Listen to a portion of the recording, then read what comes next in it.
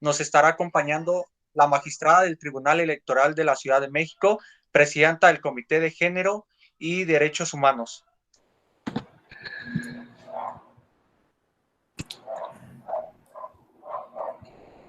Listo.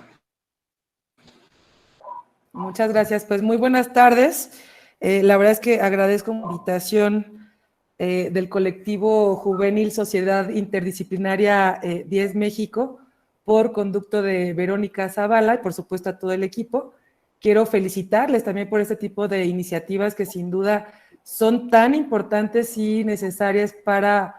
mantener a nuestra juventud actualizada en diversos temas, sobre todo en los relacionados con temas de protección de los derechos de las mujeres y los grupos de atención prioritaria. Y si me permiten, yo haría una participación como dividida en diversos temas para que sea un poco más fácil. No sé por qué. A ver, permítanme, porque tengo acá otra.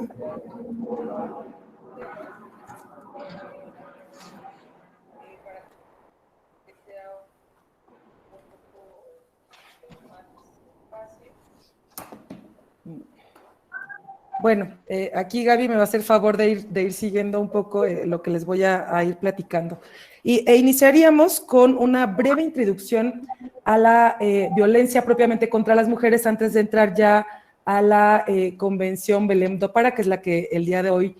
nos ocupa. Y en este sentido, tenemos aquí en esta diapositiva, como ustedes deben saber, que la violencia contra las mujeres y las niñas es una violación de derechos humanos de las más graves y extendidas, arraigadas y toleradas en el mundo. Me parece que sobre este tema no tenemos ninguna duda. Y en las siguientes diapositivas podemos ver, por ejemplo, que tanto como mujeres, niñas, obviamente adolescentes, sufren a lo largo de su vida diversos tipos de violencia en todos los ámbitos de su vida y bajo múltiples discriminaciones. En este sentido, tenemos que, como tipos de violencia que pueden sufrir, pues la física, la sexual, la psicológica, emocional, económica, patrimonial, política, digital y cualquier otra que se les pueda ocurrir. Y los ámbitos o las múltiples manifestaciones, pues puede ser en cualquiera de ellos, es decir, en el hogar, en el espacio público, en la escuela, es decir, tanto en espacios privados como en espacios públicos, escuela, trabajo, ciberespacios, y lugares públicos cerrados y cualquier otro tipo de ámbitos como en la política y en cualquier tipo de institución, incluso asociaciones y demás partidos políticos. Y aquí presentamos brevemente algunas cifras que tomamos de la OMS, es decir, de la Organización Mundial de la Salud y de ONU Mujeres, en donde nos indica que una de cada 3 mujeres es víctima de algún tipo de violencia física o sexual. Y lo peor de este tema es que este tipo de violencia se da en la mayor parte de las ocasiones dentro del hogar, es decir, por parte de la pareja o incluso por familiares o algunas otras personas. Y en la siguiente diapositiva podemos también advertir, bueno, en la que sigue, este es un video que si nos da tiempo se los pondría al final de la participación.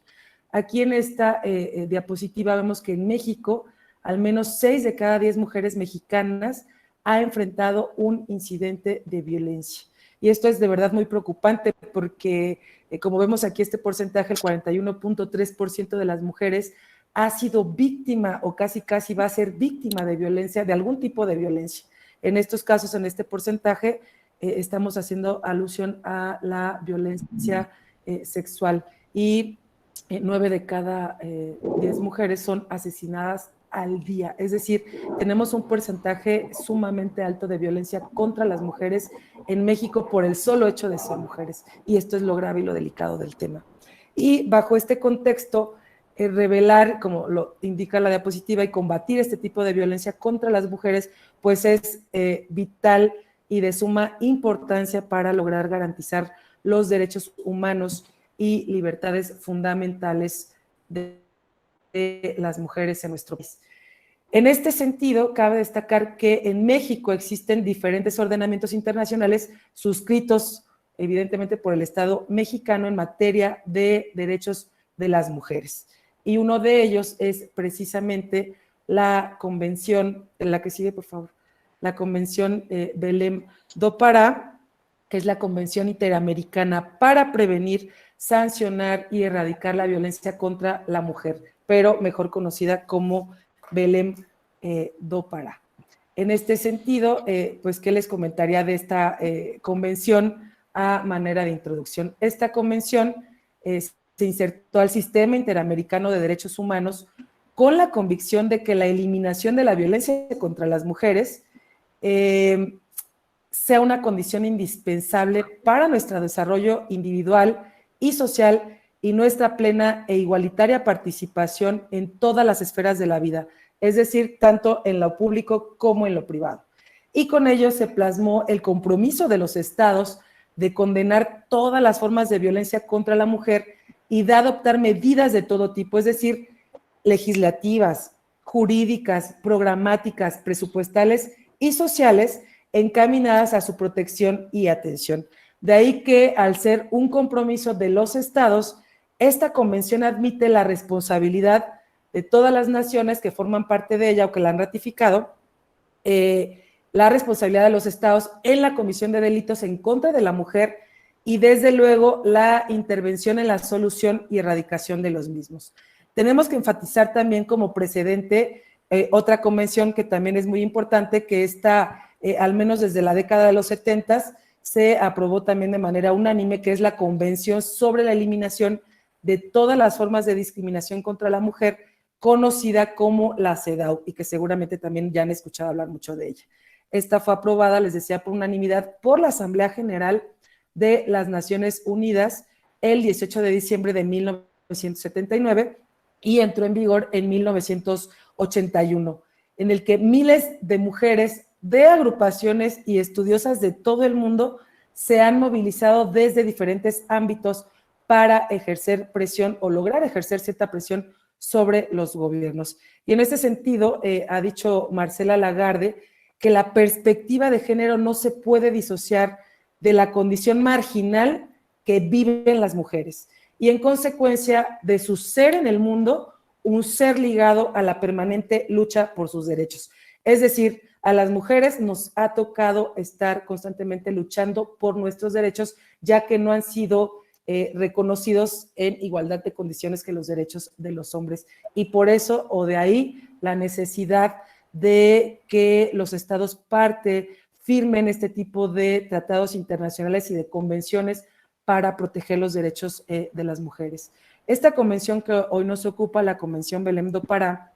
fue aprobada precisamente en Belém do Pará, Brasil, el 9 de junio de 1994, por la Asamblea General de la OEA, es decir, de la Organización de los Estados Americanos. Entró en vigor el 5 de marzo de 1995 y fue ratificada por México el 19 de junio de 1998.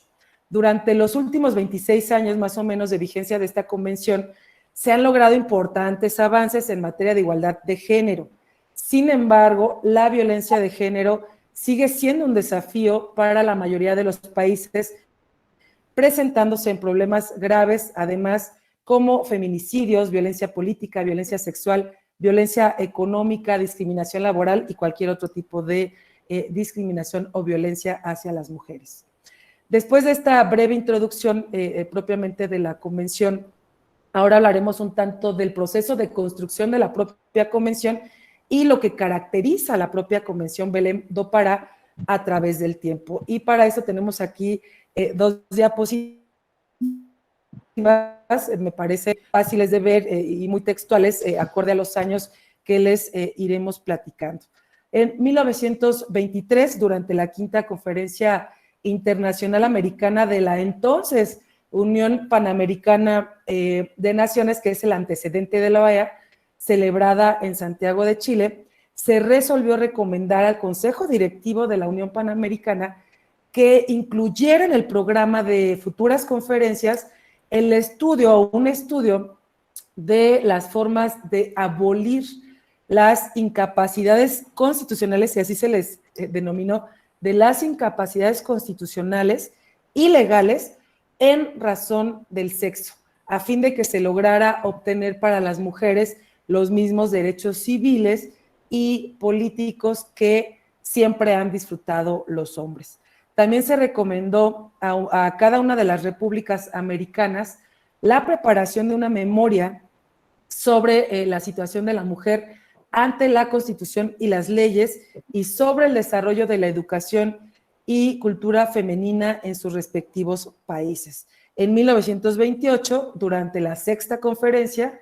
y con la participación de un nutrido grupo de activistas de derechos de las mujeres, se aprobó la resolución que constituiría la Comisión Interamericana de Mujeres, conocida como CIM, y esto es muy importante porque la vamos a ir nombrando a lo largo de esta plática, que es el primer organismo de su naturaleza a nivel mundial, la Comisión Interamericana de Mujeres. Esta CIM fue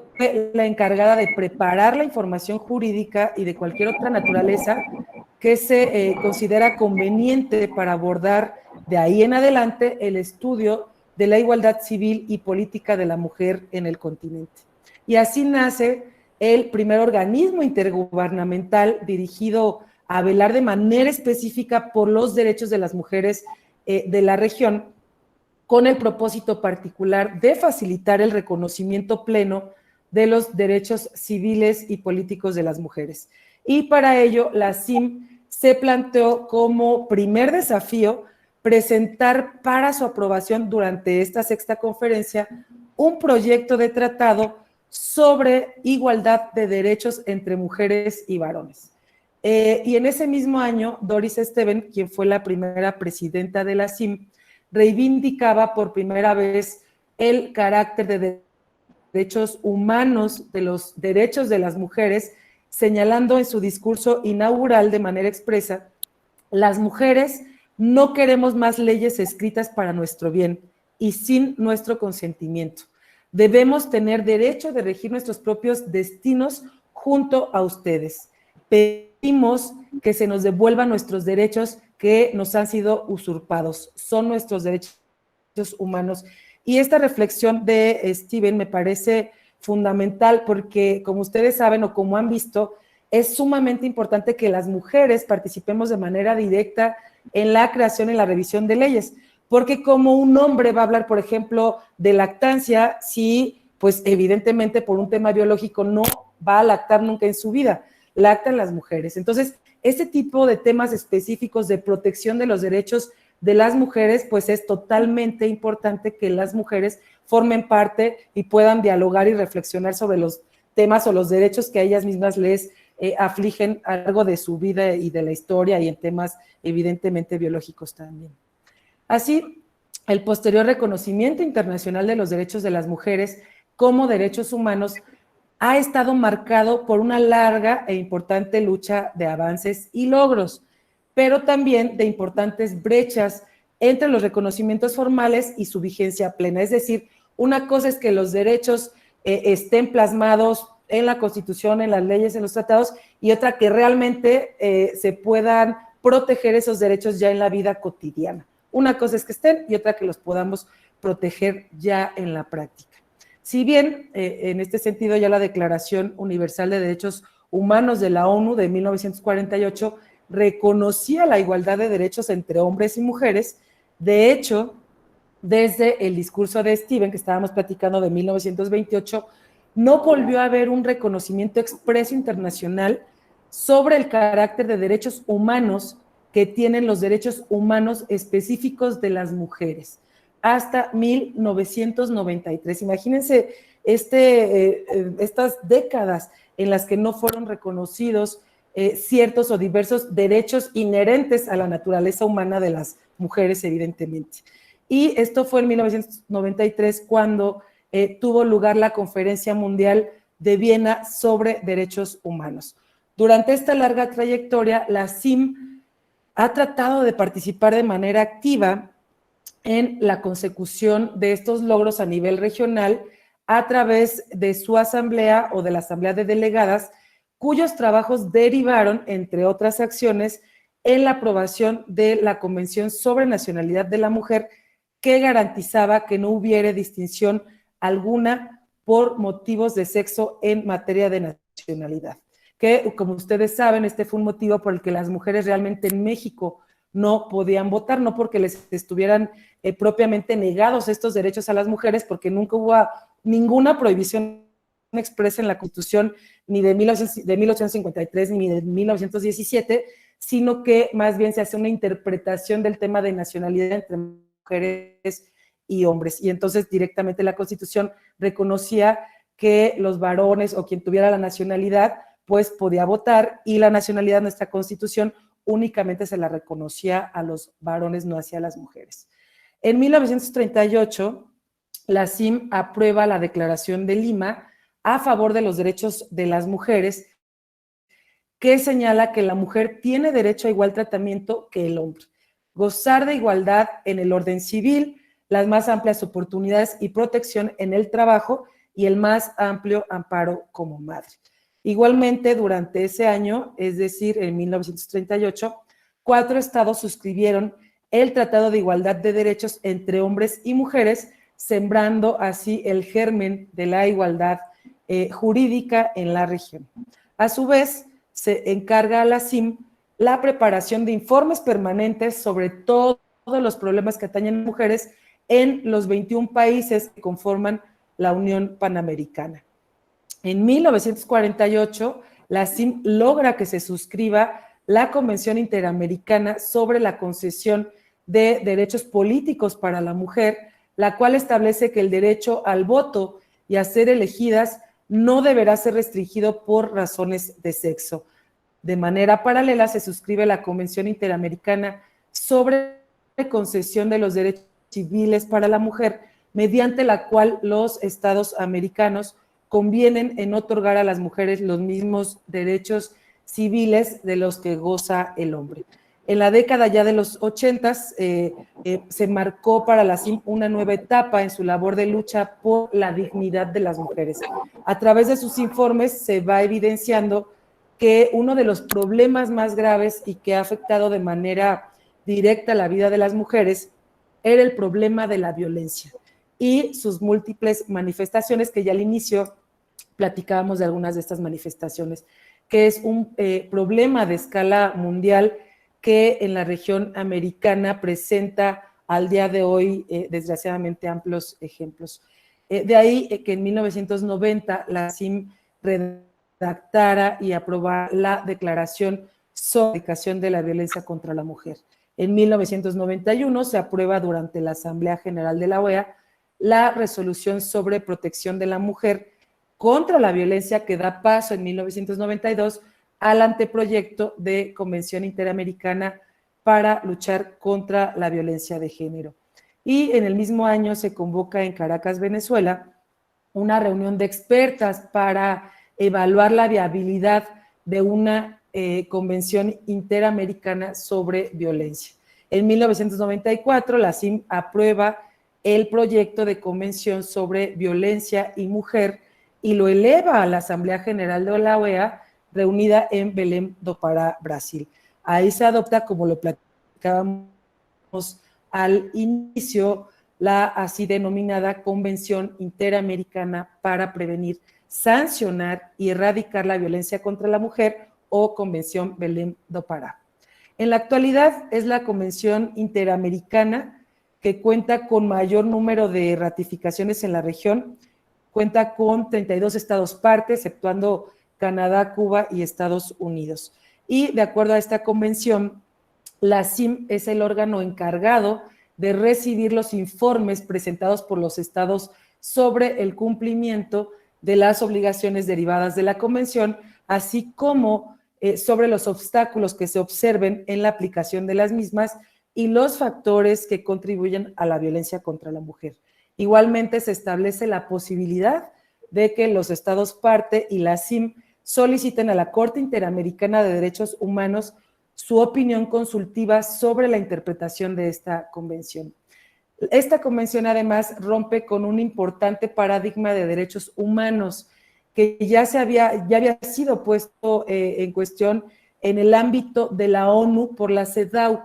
y que reposaba en el criterio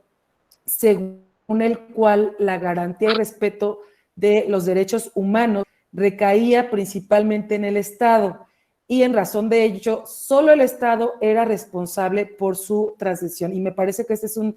tema fundamental. En consecuencia, se afirmaba que se estaba frente a una violación de derechos humanos si y solo si el Estado, sus agentes o particulares bajo su consentimiento eran responsables directos de esta vulneración. En efecto, la Corte Interamericana de Derechos Humanos ya había sostenido que, de acuerdo con el artículo 1.1 de la Convención,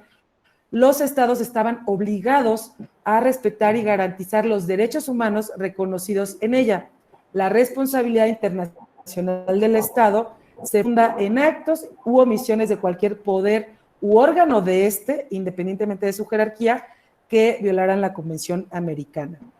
En cuanto al deber de respeto, la Corte sostuvo de manera reiterada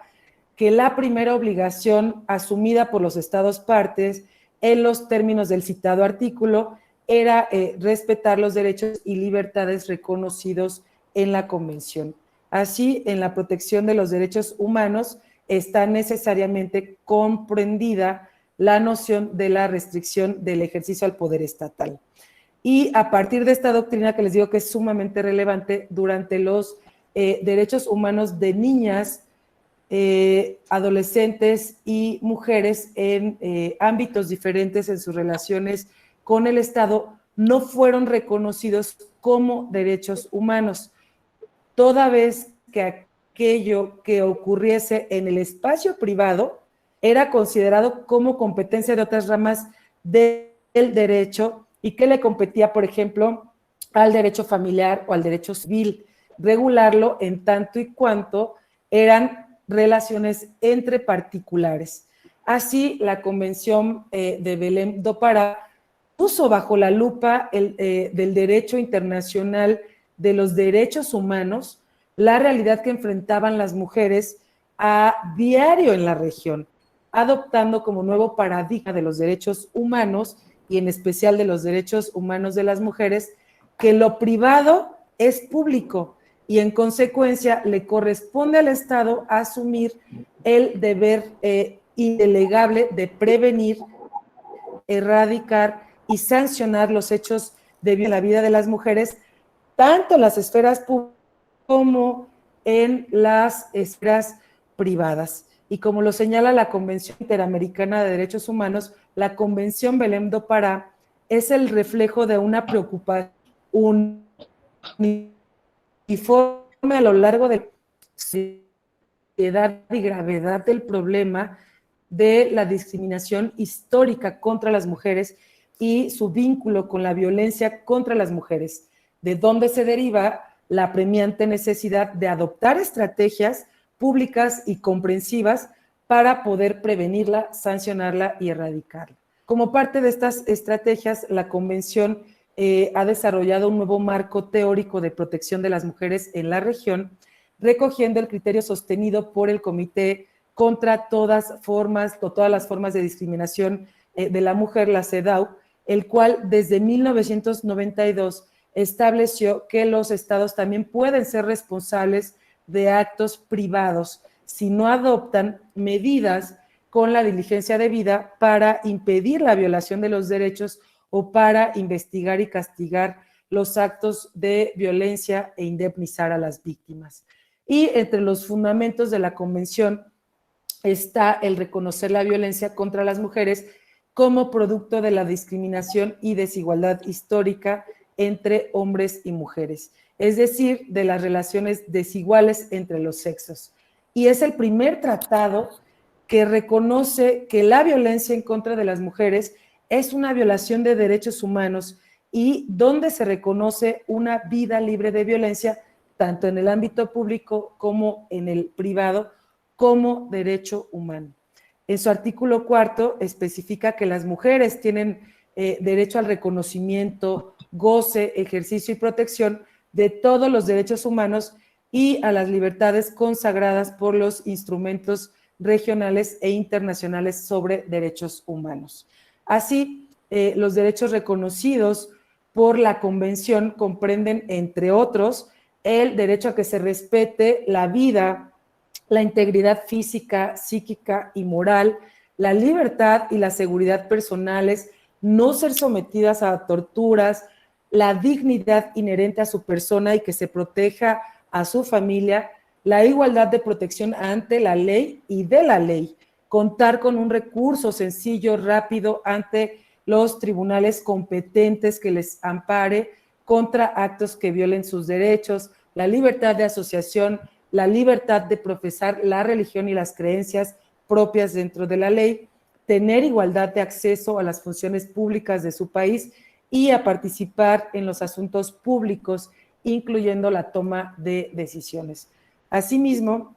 la Convención define la violencia contra la mujer como cualquier acto, acción o conducta basada en su género que cause muerte, daño o sufrimiento físico, sexual o psicológico a la mujer, tanto en el ámbito público como en el ámbito privado. Igualmente reconoce de manera expresa la relación que existe entre violencia de género y discriminación, indicando que tal violencia es una manifestación de las relaciones de poder históricamente desiguales entre mujeres y hombres, y que el derecho de la mujer a una vida libre de violencia incluye el derecho a ser libre y toda forma de discriminación a ser valorada y educada libre de patrones estereotipados. Y me parece que esto es lo fundamental,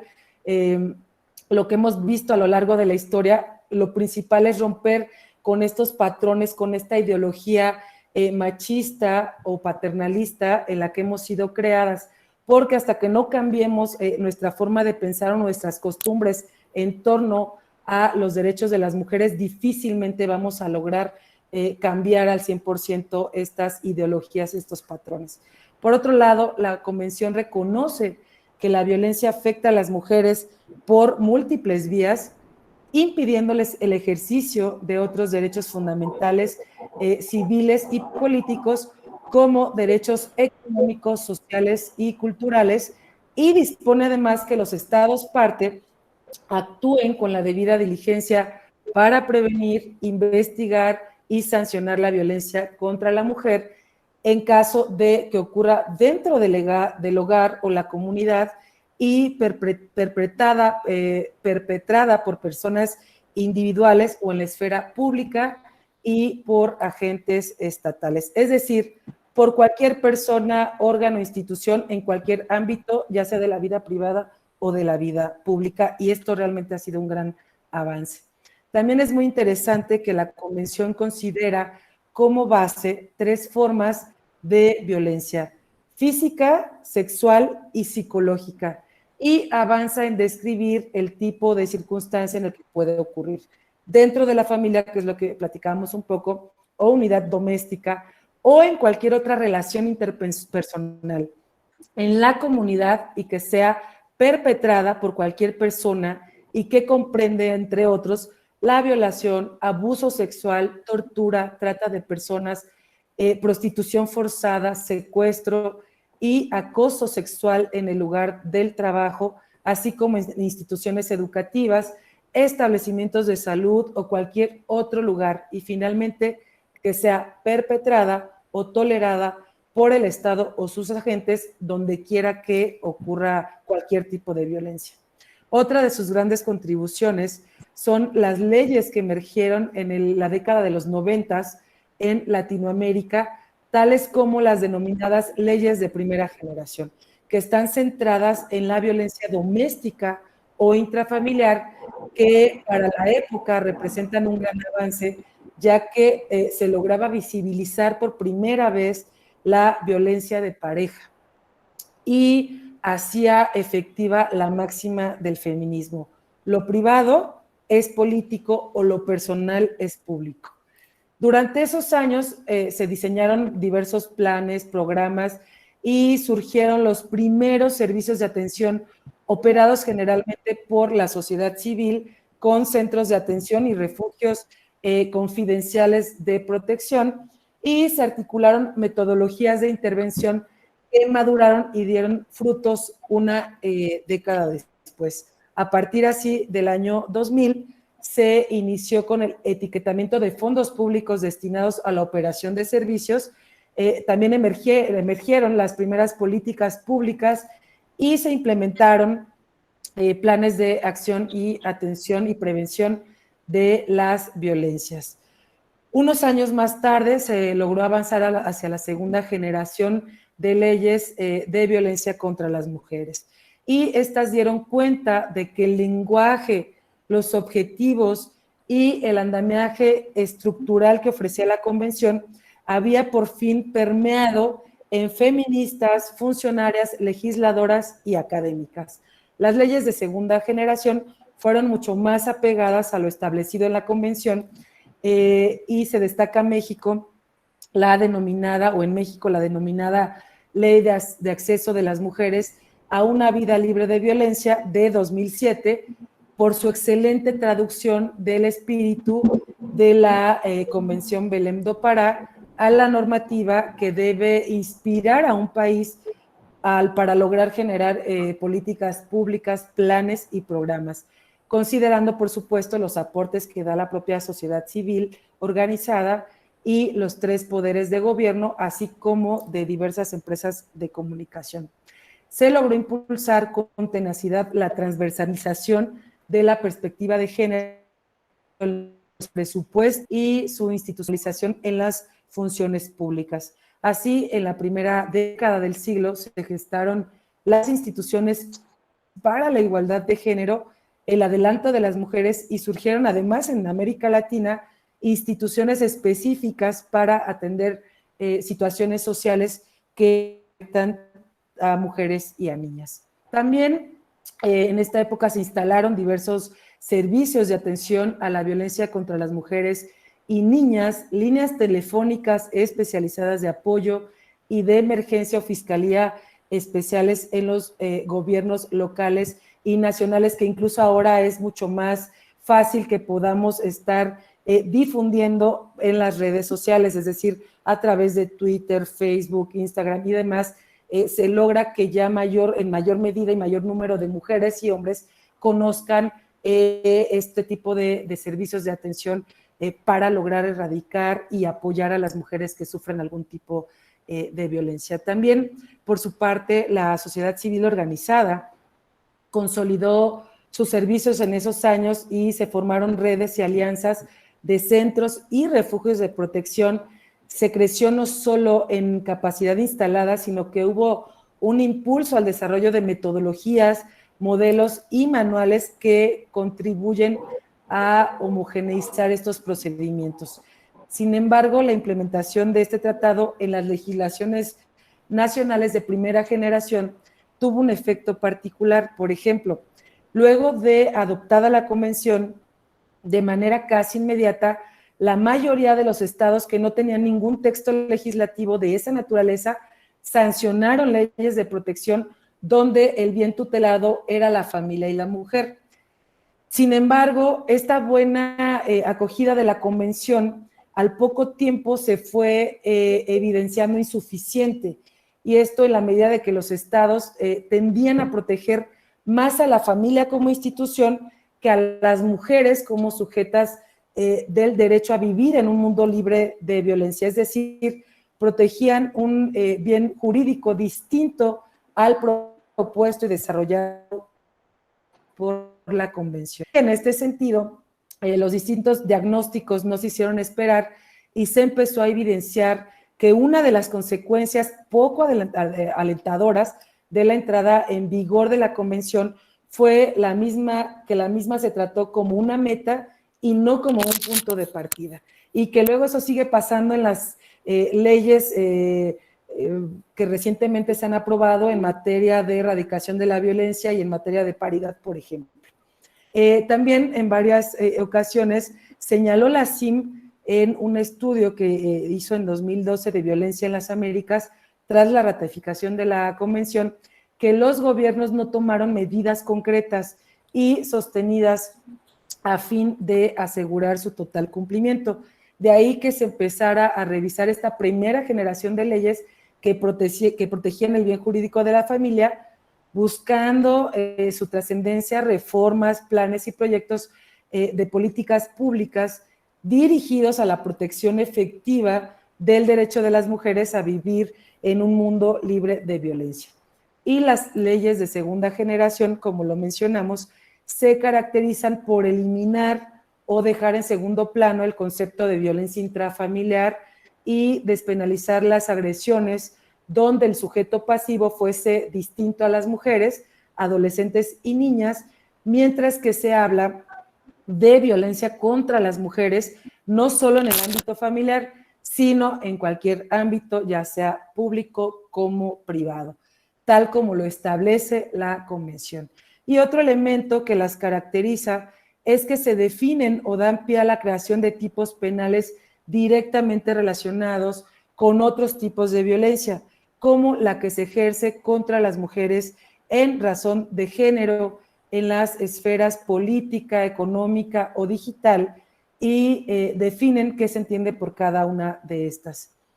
Ahora nos iremos un poco a hablar de la estructura normativa de esta Convención Belém do Pará. Por un lado, vemos que tiene en su contenido, en su estructura, el preámbulo, y en este sentido, la Conferencia Mundial de Derechos Humanos de Viena de 1993 se pronunció a través de la Declaración de Viena en favor del reconocimiento de los derechos específicos de las mujeres y se elevó a la categoría de derecho humano el derecho de las mujeres a vivir sin violencia y declaró por primera vez que los derechos de la mujer y de la niña forman parte inalienable, integral e indivisible de los derechos humanos universales. Asimismo, que la plena participación en condiciones de igualdad de la mujer en la vida política, civil, económica, social, cultural, en los planos nacional, regional o internacional, y la plena erradicación de todas las formas de discriminación basadas en el sexo son objetivos prioritarios de la comunidad internacional. Actualmente, desde la perspectiva de las Naciones Unidas, 3 principios giran en torno a la violencia contra las mujeres, los cuales constituyen el núcleo duro de derechos que comprende la Convención de Belém do Pará. En primer lugar, la violencia contra las mujeres y las niñas se aborda como una cuestión de igualdad y de no discriminación entre mujeres y hombres. En segundo lugar, se reconoce que la convergencia de múltiples formas de discriminación aumenta el riesgo de que algunas mujeres sean víctimas de discriminación específica, compuesta o estructural. Y en tercer lugar, la interdependencia de los derechos humanos se refleja en esfuerzos como los encaminados a abordar las causas de la violencia contra la mujer, vinculándolas con las esferas civil, cultural, económica, política y social.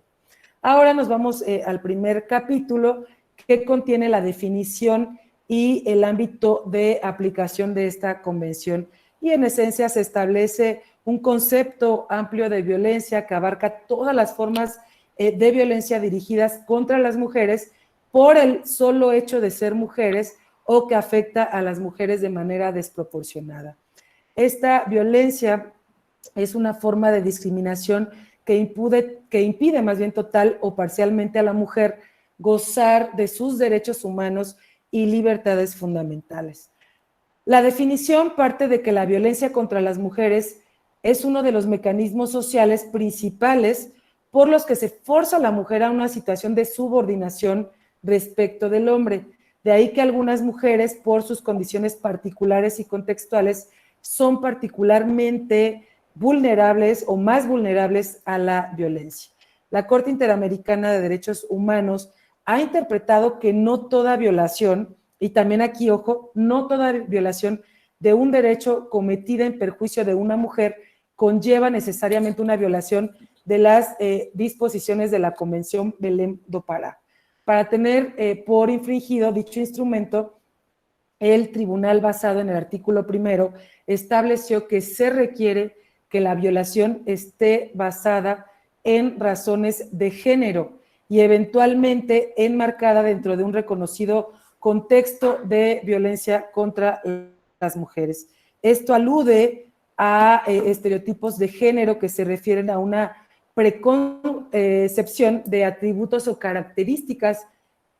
poseídas o papeles que son o deberían ser ejecutados por hombres y mujeres respectivamente. La creación y uso de estereotipos se convierte en una de las causas y consecuencias de violencia de género en contra de la mujer. En el capítulo 2 tenemos o establece la Convención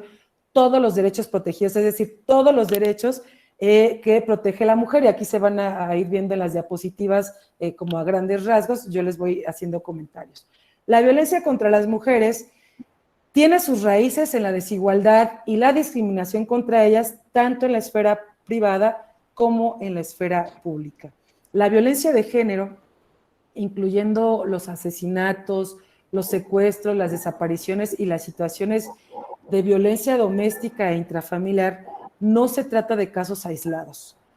esporádicos o episódicos de violencia, sino de una situación estructural y de un fenómeno social y cultural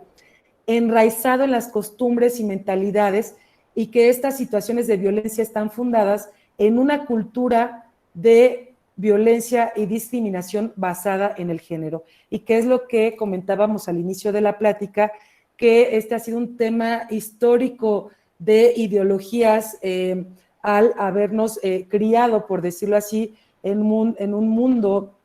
machista, en donde se considera a la mujer inferior que a los hombres por el solo hecho de ser mujeres, y por ende las mujeres no tienen la capacidad de salir al espacio público, es decir, no tienen ni que trabajar porque no saben, o sea, la mentalidad no les da o no tienen neuronas, no pueden salir a trabajar, mucho menos a ganar dinero. Entonces están creadas para estar en la casa, atender a los hombres, atender la casa, darles de comer, criar a los hijos y demás. Pero esa es la ideología con la que históricamente fuimos criadas las mujeres y los hombres además, y de esto se ha tratado de ir avanzando de manera paulatina, muy lenta por cierto, pero porque tenemos que quitar primero estos temas de brecha, estas brechas de género y estas ideologías machistas, pero es lo que más trabajo ha costado, es decir, cambiar nuestra costumbre, nuestra manera de pensar, nuestra educación, es lo que más trabajo está costando. Es decir, hemos ido incluso teniendo mejores leyes. Ustedes saben, en 2020 tuvimos la última ley para erradicar la violencia contra las mujeres, pero ese avance no da un avance igual al que hemos ido teniendo en este tema de cultura y educación, hablando como en el ámbito familiar. Entonces, tenemos una gran lucha que seguir en este sentido. En este tema, instituciones como la familia, el lenguaje, la publicidad, la educación, los medios de comunicación masiva, entre otras, canalizan un discurso y un mensaje ideológico que condiciona el comportamiento de hombres y mujeres conforme a los patrones culturales establecidos que promueven las desigualdades, y también refuerzan los roles y estereotipos que actúan en detrimento de las mujeres. Y es por ello que el derecho de las mujeres a vivir libres de violencia incluye, entre otros, el derecho a ser libre de toda forma de discriminación y a ser valorada y educada libre de patrones estereotipados de comportamiento y prácticas sociales y culturales basadas en conceptos de inferioridad o subordinación, tal cual lo establece el artículo 6 de la Convención. Tenemos también el capítulo 3 que establece los deberes de los estados, y este sin duda es un apartado fundamental para hacer realidad el derecho de las mujeres a una vida libre de violencia. Refiere a un sistema de obligaciones para los estados que deben implementar en el marco de la debida diligencia. Si adelantamos, Gaby, por favor, las diapositivas. Los deberes estatales contemplados son inmediatos, y su incumplimiento puede implicar la responsabilidad internacional del Estado y las medidas específicas que deben tomar los estados en forma progresiva en materia de prevención de la violencia de género y de protección y atención a las mujeres víctimas de esa violencia. Aquí vemos también algunas gráficas en donde vemos que tienen que seguir estos o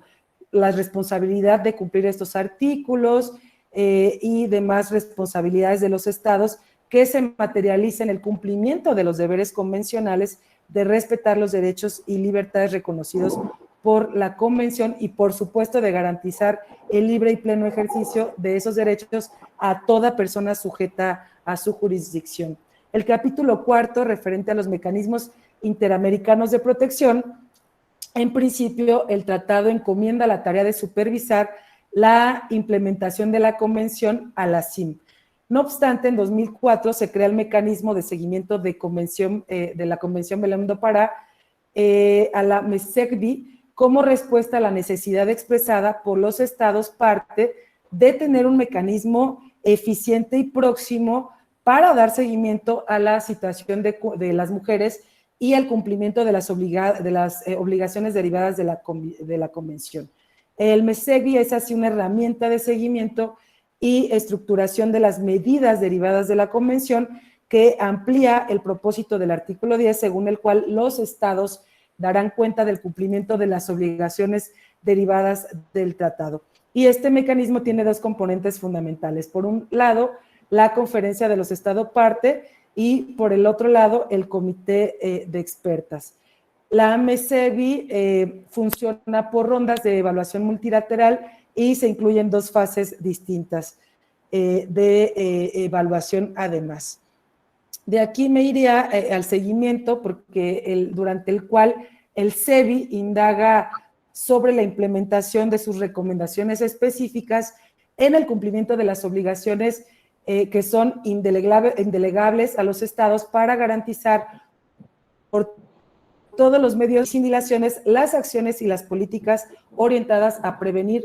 sancionar y erradicar todo tipo de violencia contra la mujer. Tenemos además el informe de la MESECBI sobre México 2017, que es el último informe que tenemos cuenta y seguramente ahora no han habido algún otro informe en la región, pues por el tema que estamos viviendo relacionado con la pandemia que evidentemente nos ha afectado de manera global. Y este informe pues tiene por objeto evaluar o tuvo por objeto evaluar los avances de México en la implementación de la Convención en el periodo 2014-2016 y los obstáculos identificados, presentar observaciones y recomendaciones. Y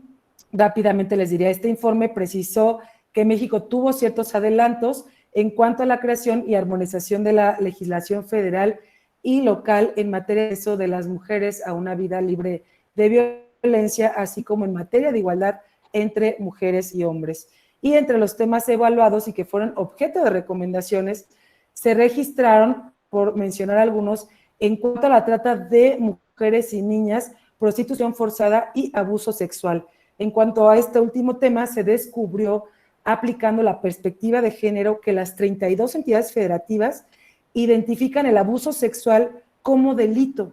Sin embargo, en 4 entidades se les denomina como atentados al pudor o abusos deshonestos, lo cual resulta discordante, evidentemente, con el texto de la Convención que protege los derechos humanos de las mujeres, no valores subjetivos como el pudor y la honestidad, situación que da margen a una aplicación desigual de la ley en casos concretos. También se advirtió que en 28 entidades federativas se encuentra tipificación sexual dentro del matrimonio, y esta tipificación a la violación o abuso sexual, violencia sexual dentro de la familia y ampliada, indica que las conductas se sancionan con los tipos penales específicos y tratándose de núcleo familiar se considera como agravables o bien aplica el delito de violencia familiar, situación que resultó además preocupante por la CEBI, especialmente por la falta de claridad sobre la violencia contra las mujeres, sus causas y sus consecuencias. Por irnos finalmente a otro tema, también se apuntó la necesidad de tipificar expresamente la violencia sexual en el marco del servicio público y en el ámbito de conflictos armados como forma de tortura, crimen de guerra o crimen de lesa igualdad. Y por otra parte se reconoció la existencia del protocolo para juzgar con perspectiva de género, que este es un protocolo que emitió la Suprema Corte de Justicia de la Nación y que además de la opción todos los órganos jurisdiccionales de seguir y de implementar. Y del protocolo para atender la violencia política contra las mujeres, así como el mecanismo de alerta de género. Para concluir, como consideraciones finales, le daría referencia a que esta Convención Belém do Pará ha significado un hito, sin duda, en la defensa de los derechos humanos de las mujeres en todo el continente. Y no solo porque fue el primer documento internacional o tratado internacional que se refirió al problema de la violencia contra las mujeres, sino porque además estableció la obligación de los estados de proteger el derecho de la mujer a una libre de violencia, brindando la posibilidad de denunciar internacionalmente al Estado por el incumplimiento de este deber. Además, amplió el concepto tradicional de violencia contra las mujeres, que se refiere al ámbito exclusivamente privado, abriendo el camino al reconocimiento de la violencia en la comunidad y la violencia estatal o tolerada por el Estado. La Convención reconoce también el derecho de la mujer a una vida libre de violencia y establece medidas para prevenir, sancionar y erradicar la violencia contra las mujeres, suficientemente amplias y diversas para abordar todas las aristas de la violencia contra las mujeres, desde los estereotipos y sus causas hasta la existencia de normas jurídicas y prácticas administrativas discriminatorias. Sin embargo, es preciso que las intervenciones encaminadas a prevenir y eliminar la violencia contra la mujer tengan un carácter amplio, se apliquen y supervisen plenamente y sean sostenibles en todos los sectores. La violencia contra las mujeres puede y debe erradicarse. La Convención está dirigida a este propósito. Las medidas contempladas en la Convención como obligaciones estatales tienen sin duda este objetivo. Y el abordaje que propone la Convención sin duda también es multidimensional. Para ello, la acción del Estado debe comprometer o propiciar desde los servicios para las víctimas de violencia hasta la prevención orientada a todos los niveles en que ella existe, lo que precisa de acciones jurídicas, económicas, culturales y educacionales. Y en vista de este propósito, el papel de cada organismo público debe necesariamente dirigirse a un esfuerzo nacional para lograr responder a esta problemática de violegénero integral, articulando todas las capacidades de los diferentes sectores del Estado con la participación de las distintas instituciones y la sociedad. Y por tal motivo, los procesos consultivos, las alianzas, la colaboración entre las diversas partes interesadas, como los ministerios, los parlamentos, la judicatura, la sociedad civil, el sector privado y los medios de comunicación son cruciales para lograr la igualdad entre los géneros. En la implementación con las medidas establecidas en la Convención deben participar los poderes del Estado, esto es el Ejecutivo, el Legislativo y el Judicial. El Ejecutivo, respecto de asuntos de carácter administrativo, como son prácticas, programas, protocolos, investigación, estadísticas y otras. El Legislativo, para reformar y aprobar leyes con el objeto de lograr un marco jurídico acorde con los lineamientos de la Convención. Y el Judicial debe garantizar el acceso a la justicia y la protección judicial. En general, se exige que el Estado, la debida diligencia, es su deber respetar y garantizar los derechos humanos de las mujeres. Es fundamental abordar la disparidad existente entre las intenciones y las acciones políticas y crear incentivos y mecanismos de aplicación más eficaces a nivel de gobiernos, instituciones y organizaciones. Sin duda, y ya con esto concluyo, falta una mayor evidencia de la voluntad política estatal traducida en presupuesto, en políticas, leyes integrales, planes nacionales, campañas y demás, ya que no es suficiente el abordaje formal del problema de la violencia de género a través de la reforma de normas o la creación de leyes o de otras normas. Es necesario que quienes sean garantes de hacer cumplir las leyes sean sensibles y responsables de sus acciones. La Convención pone un especial énfasis en este tema para salir de la formalidad y lograr llevar a la práctica su contenido. Y me quedaría con esta diapositiva que se dice, con la anterior, por favor, cumplir con la Convención Belém do Pará es una responsabilidad de toda la sociedad, pero ante todo es un compromiso. Muchas gracias.